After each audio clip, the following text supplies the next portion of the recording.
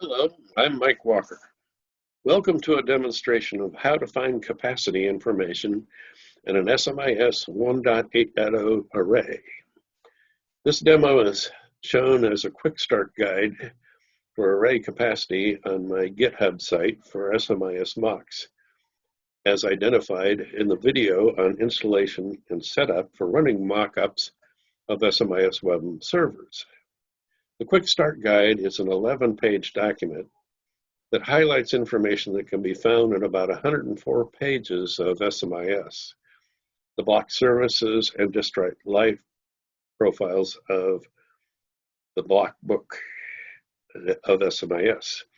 In this script, we will be working with pywbem 1.1.1 and version 0.8.0 of pywbem tools to get the pywbemcil that we'll be using in the demo. So let's begin. We will switch to my command prompt window. First, we go to our virtual environment for mocks. We'll do that with a work on mocks command. Now we're in the environment for mocks, where I have my mock for array and other things. We'll be working with a mock server that supports SMIS, the SMIS 1.8.0 array. So we need to establish a connection to the array mock, and we'll do it with a pywbem command, pywbemcil command. pywbemcil -o table, we're asking for the default output to be in table format, and we're connecting to the array mock.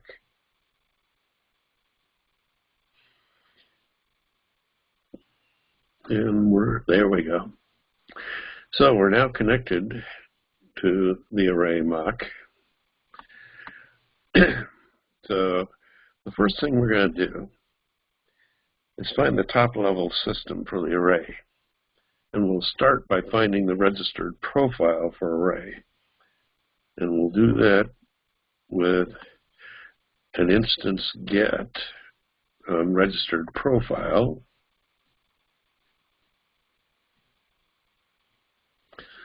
We do an instance get on registered profile, and we're going to be asking for instance ID, registered organization, registered name, and registered version. And we see there is a registered profile for array. It's item 0, so we'll select that. And sure enough, we have the array 1.8.0. It's a SNIA profile. Registered name is array, and the version is 1.8.0. So the next step is to get the central instance of the array, and we'll do that with a shrub command.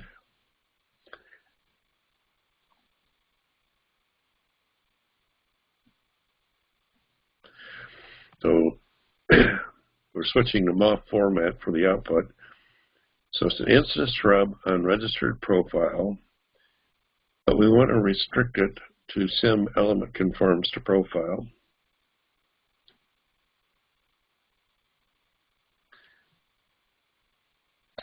And we want to do this for the array. So we select 0. And we see for the array, registered profile for array is the conformance standard. And it has an element conforms to profile to a managed element, which is a computer system with this name. We're interested in the first case. The second case is just saying the array goes back to SMIS 1.8 and conforms to that. So we're here to inspect capacity. So we're going to look for capacity information on the system. In the array, there are three elements: SIM storage pool, SIM storage volume, and SIM storage extent, and one association, SIM allocated from storage pool, that report capacity information. Primordial storage pools and primordial storage extents identify raw storage that's available on the array. The raw storage capacity available to the array is reported in the primordial storage pool. So we will begin there. We'll look for a primordial storage pool that is hosted on our array system.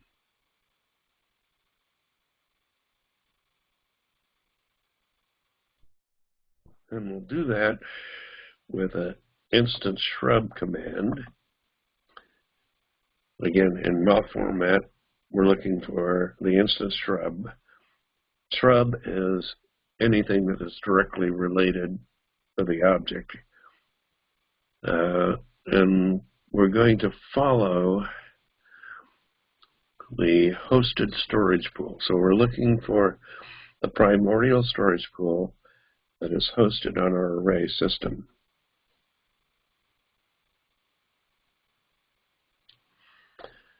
So we see this name, that's our system name. So we're going to pick item 0. And we see the system is a group component and a hosted storage pool association. And the part components are storage pools. And we see that we have 3 storage pools.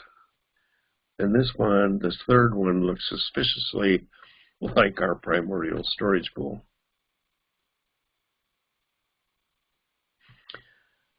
And so we will verify this by doing an instance enumerate on the storage pools.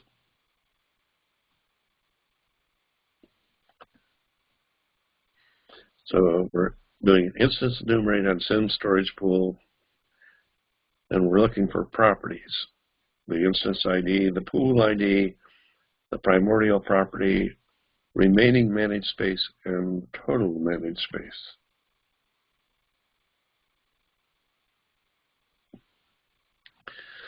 And we get the output on the 3 storage pools. And we see we have 3 storage pools, and one of them is primordial. That is primordial equal true, and the pool ID actually is primordial. Now, total managed space reports space raw storage in bytes. That's what the B next to remaining managed space and total managed space is. So we have total managed space and remaining managed space in bytes for not only the primordial pool, but for the concrete pools as well.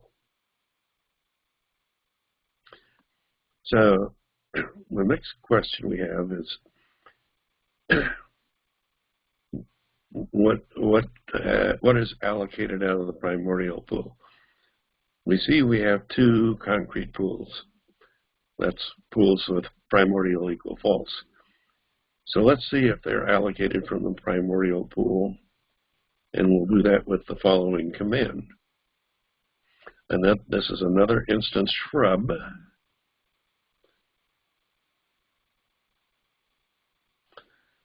And we'll be doing the shrub of SIM storage pool, and we want to follow the allocated from storage pools. And we're going to want to do this to see what's allocated out of our primordial pool.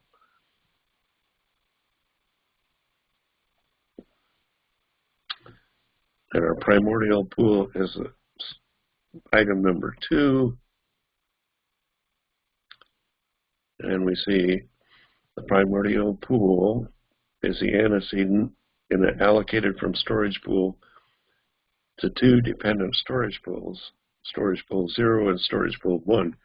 So both of our concrete pools are allocated directly out of the primordial pool. Now, it is possible that a concrete pool could be allocated out of another concrete pool, so you sort of have to follow the allocated from storage pool to see a complete picture in a more complicated arrangement. There's one more piece of information that we need, and that is how much storage these concrete pools draw to affect their capacity. Because the amount of storage they take out of the primordial pool is not necessarily the same as the storage that they provide to their users.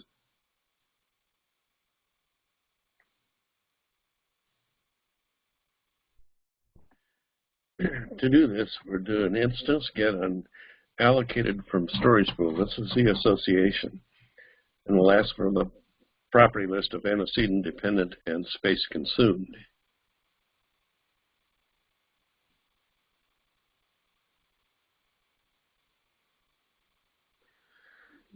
And what we're looking for is we want to see concrete pools. We're going to look at both the concrete pools and see how much space they consume out of the primordial.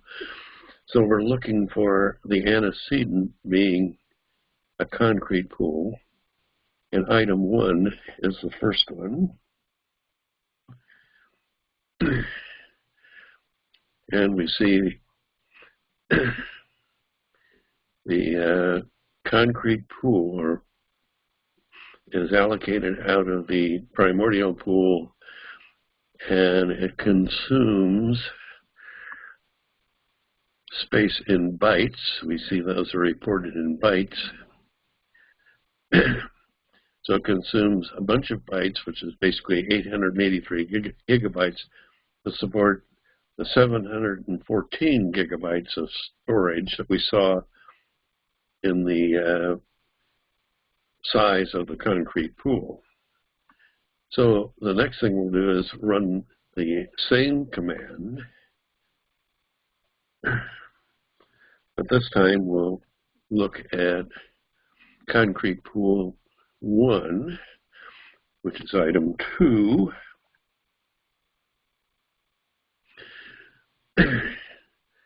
And here we see concrete pool 1 consumed 352 gigabytes to support 178 gigabytes of storage that it provides to its users. You may have to, like I said before, you may have to iterate on allocated from storage pools to see all the pools that are built on other pools. But in this case, we just had the 2. Eventually, we find storage volumes allocated out of concrete pools. So let's look at what, if any, is allocated from our concrete pools with a shrub command. And here we're looking for what's allocated from our concrete pools. Again, it's an instance shrub on storage pools. We're going to focus on what's allocated from our concrete pools. So first we'll look at concrete pool 0.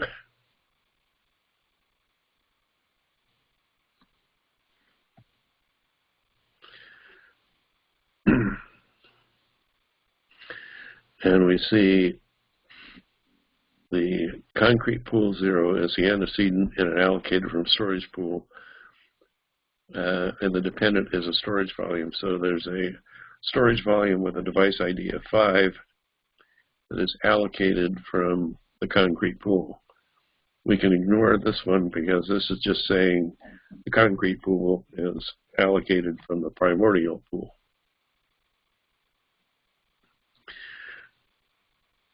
Now let's look and see what, if anything, is allocated from our second concrete pool. And for this, we'll be selecting item number 1.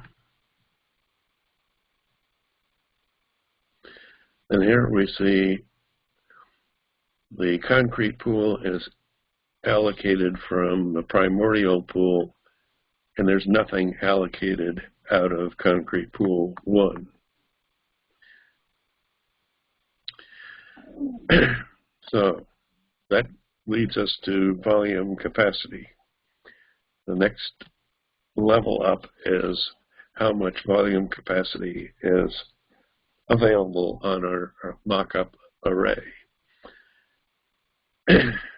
Now, a volume, a storage volume, represents capacity that is exposed by the array to application systems. So we'll start with a simple enumeration of storage volume, or actually, we'll do a get on storage volume.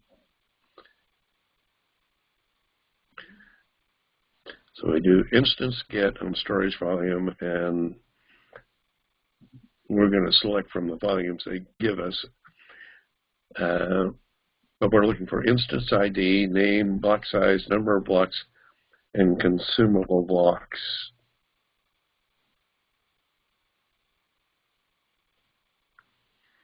Now it didn't have us select anything because there was only one volume. Now, in the case of volumes, storage is not reported in bytes per se. The block size is reported in bytes, and then you get number of blocks and consumable blocks. In this case, the number of blocks and consumable blocks are the same. So in order to determine the number of bytes involved, you have to multiply block size times the number of blocks. So the storage volume basically has a size of about 330 megabytes. Now, we still have the question of how much space is consumed out of the concrete pool to support that 330 megabytes. So to do that, we're going to issue an instance get again allocated from storage pool with a property list of antecedent dependent and space consumed, and we're going to be looking for the storage volume. So here we have the antecedent is concrete pool 0, and the thing that's allocated out of this storage volume, so we're going to select item 0. And we see the space consumed, again, reported in bytes. And the number of bytes consumed is about 80 bytes more than the actual bytes of the storage volume. So that one's almost a one-to-one. There's some minor metadata that gets taken out of the concrete pool. So that tells us how much raw storage is in the primordial pool. It tells us how much storage is exposed in concrete pools and the space they consume out of the primordial pool to make their storage available. And then we also have how much storage is in the storage volume exposed to applications and how much storage it consumes out of its concrete pool. The one last thing we want to look at is disk drive capacity. They're reported as primordial storage extents. We find them by following the SIM associated component extent from the primordial storage pool to disk drive extents using the following command. This is another shrub command, since we're following an association. And we're going to do instance shrub on storage pool and follow the associated component extent for the primordial pool. So the pool we want to select is the primordial pool. And we see the primordial pool is a group component following the associated component extent to part components, which are storage extents. And there are 8 instances of the storage extents.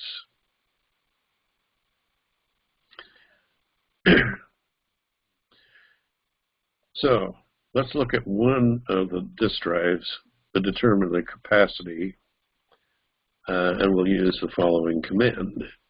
An instance get storage extent,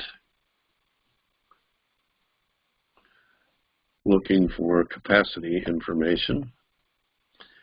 So we do an instance get on storage extent and ask for a property list of instance of ID, name, block size, number of blocks, and consumable blocks. You see that storage extents report storage the same way storage volumes did. And we only need to look at the first one. So we'll select item 0. That's the first disk drive. Each has a whole bunch of blocks, and the block size is 512. That means there's about 4.2 terabytes of disk drives supporting the primordial pool. So that completes our inspection of capacity information in our mock array. And you can see it tells us a lot about where the storage came from in the case of disk drives, how it shows up as a raw storage in a primordial pool, what concrete pools are allocated out of that, and what storage volumes are allocated out of that. And you get the space consumed on each of those steps. So that is a summary of capacity, finding capacity information in an array.